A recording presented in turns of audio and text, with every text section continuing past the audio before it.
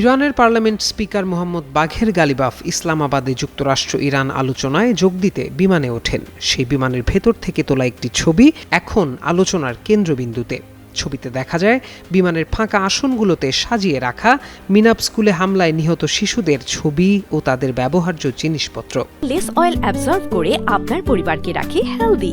Food grade ম্যাটেরিয়ালে তৈরি Jamuna cookware.